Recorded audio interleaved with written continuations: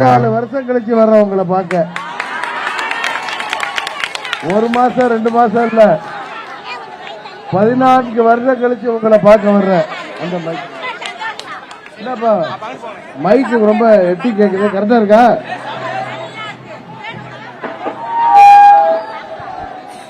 உங்களுக்கு தெரியும் நம்ம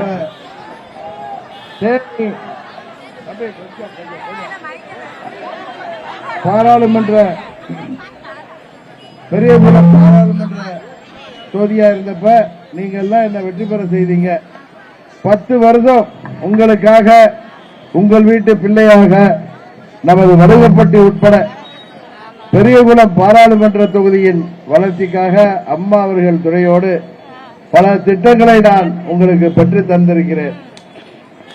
அதனால்தான் 14 வருடம் ஆனாலும் என்னை நீங்கள் மறக்காமல். தம்பி நம்ம எல்லா கொடிகளுக்கும் கொஞ்சம் இறங்கிங்க, எல்லாரையும் பார்க்கலாம், அப்புறம் வச்சுக்கலாம்.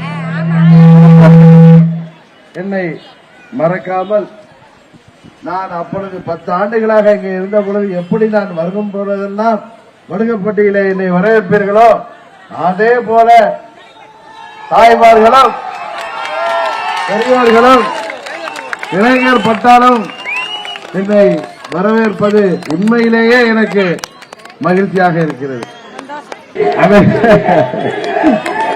நமது தொகுதியின் வளர்ச்சிக்காக தம்பி பேச நமது தொகுதியின் வளர்ச்சிக்காக உறுதியாக நான் பணியாற்றுவேன், உங்களோடு இருப்பேன் என்பதை நன்றாக புரிந்து வைத்திருக்கிறீர்கள்.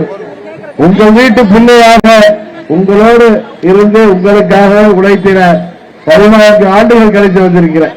நம்ம கேள்விப்பட்டிருக்கோம், ராமர் அவர்கள் 14 ஆண்டுகள் அவர் செய்யாத தவறுக்கு அவரை துரோகத்தால் அவர் சதியால் அவர் வனவாசம் போனார். அவரோட நான் ஒப்பில்லை, அவர் பெரிய கடவுள். ஆனா அதே 14 வருடம் கழிச்சு நீங்க உங்க வீட்டு பிள்ளையா ஒரு வாய்ப்பு கிடைச்சி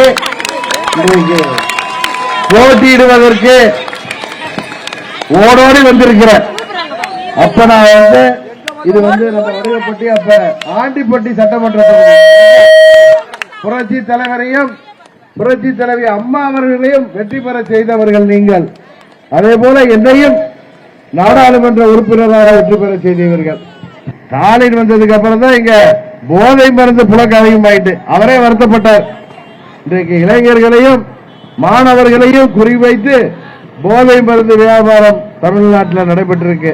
அதை ஒழிக்கணும்னா நமது வீட்டு மாணவ செல்வங்களை இளைஞர்களை வருங்கால இந்தியாவை காப்பாற்ற வேண்டும் என்றால் இந்த திமுகவை ஓட ஓட விரட்ட வேண்டும்.